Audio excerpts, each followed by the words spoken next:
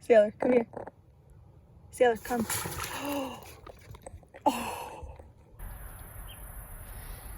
So we are inside for this one, which feels different, but let's go with it.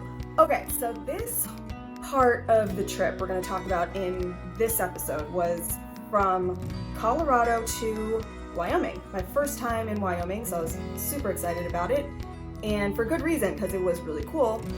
This is also the part of the trip where there was some drama.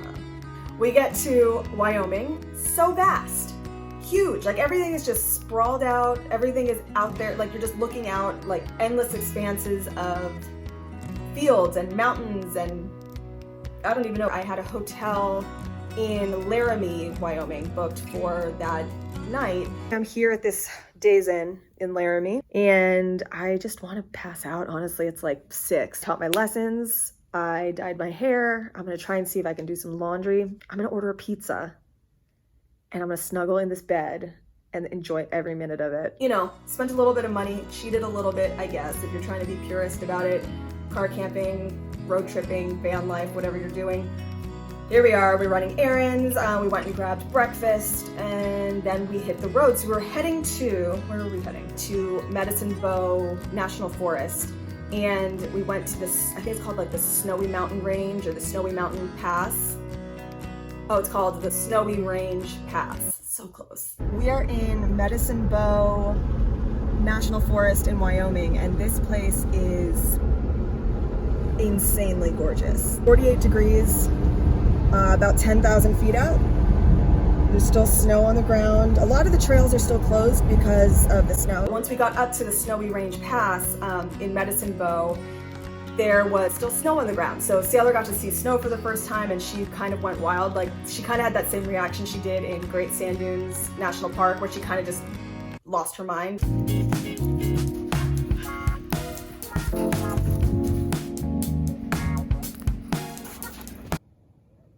Come here. Psst. Sailor, come here. Sailor, come. Oh. That area was absolutely stunning. Also, snow is still kind of a novelty to me because I'm from Miami, and I've lived other places where there's seasons and a lot of snow, but it's still just magic to me. It's so cool. Snow. I know everyone out there right now is disagreeing because they're probably so sick of it. That night we actually found maybe my favorite campsite of the whole trip. Look at this campsite. It's wild horse country, and I heard that there have been some wild horse spottings today. Also, a family of elk. When I parked, all I could smell was sage when I got out. It's really cool. Just look. Look at that. What? Down there is Green River. There's a train going through it right now. I don't know if you can see that, but. What was really cool is that there was this storm that we could kind of see in the distance, but it wasn't on us, like it wasn't raining on us or anything, but there was these super dramatic clouds out in the distance. It just made the sunset like so dramatic. The sky was pink and there was just colors. I mean, I had a lot of favorite campsites on this trip, but this one was just next level. And then the next morning we woke up, and this was the first time in a while that I actually got to cook and use my Coleman stove at one of the campsites. Cooking breakfast, eggs, some tea, and I'm gonna put it over some chips because I was too lazy to fry up tortillas. I was so excited to see wild horses, and every review online, everyone who has camped there, they're posting pictures of these wild horses and they're coming up to their camps, and I could see their like shit everywhere. But as luck would have it, we did not see any wild horses, which will lead to the next part of the story where the drama starts. We start driving that morning, and I am driving on the highway, and I was all bummed out because I hadn't seen any wild horses. There's a sign, and it's like, here's the like wild horse mountain, and and also like a wild horse sanctuary or something. So I was like, yeah, I'm going there. I'm gonna find the wild horses. So I get up there, I start driving. It's a dirt road, it's fine. I've been driving dirt roads this whole time. My navigation is still on. and the GPS is saying, just take this next exit to get back to the highway. And I drive a little bit more and be like, just take this next exit, do it. So I'm on this dirt road and I just kind of veered like at a fork, I stay to the right. GPS is like, take this road for 4 miles, maybe more, maybe 6 miles. It's gonna take you to the highway and drop you off there. Great. So you can tell it used to be a highway.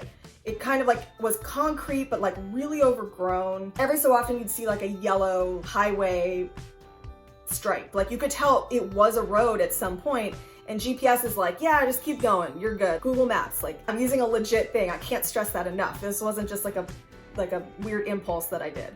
There's like basically 2 tracks of like concrete, like really rough, kind of worn down concrete.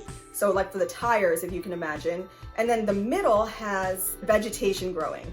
And it's narrow, like there's no turning around, there was no turning back at this point once I started going. The vegetation is moving in and in and in, and it's getting more and more tight, and the road is getting narrower. I was in, it was too late. I was going down this road. Now there is sage, there's a ton of wild sage growing, and a lot of other really hardy vegetation. So it's stuff that can survive like cold winters and like harsh, dry conditions. These plants are no joke. If you've seen wild sage growing, it's wood, like the bark, the base part of the plant. Anyway, it's just a really rough, strong plant. And it's getting higher and higher in that center of the highway. And the edges are getting closer and closer in. And I'm driving, I am just crushing that whole center partition thing, just crushing it. Heart is beating faster and faster. Point is, we finally get to the end-ish, and I kind of lose the trail a little bit. It kind of just ends. So I'm like, okay, yeah, everything's fine. And I have no service on my phone. Point is, I get to the end, kind of in the middle. I'm not even on the trail anymore. It's a fucking dead end. Panic. GPS is like, just get on the highway, you've arrived. And I'm looking and it's just barbed wire fencing as far as the eye can see in both directions, just no way out. And I'm like, I can't turn around and drive back through. There's already scratches down the side of the car. Luckily I got them out later, but I'm looking for a tool to cut that barbed wire. I'm like, I'm getting out of this hellhole if it's the last thing I do, like I'm getting out of here.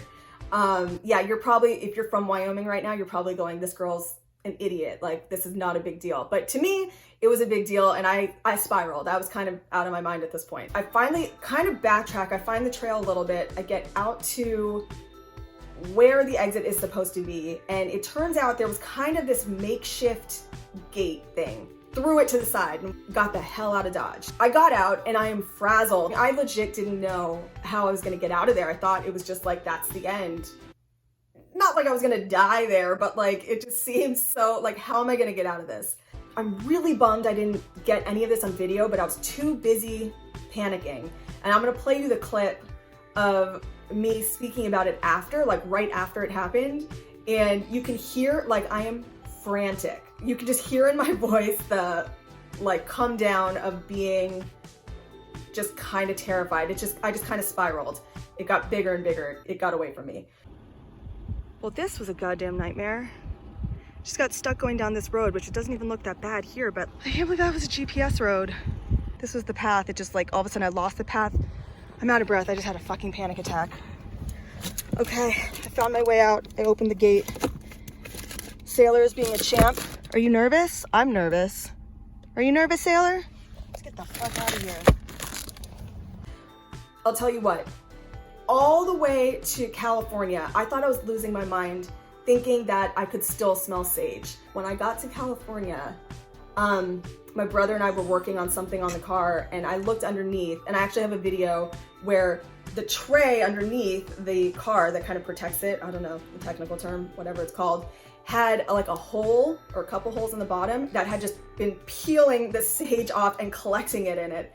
So it wasn't crazy. There was a lot of sage actually collected underneath, and as I was driving, it was heating up and burning the sage. So I basically just cleansed the entire Western United States. So you're welcome, is what I'm saying. I was wondering why my car was smelling like sage all this time. Oh.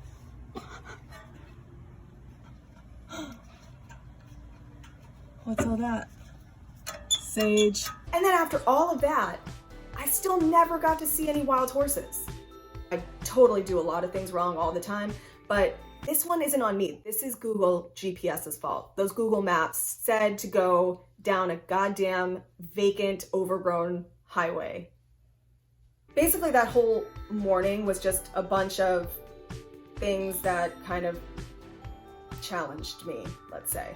And then I noticed one of my rear tires. I was nervous.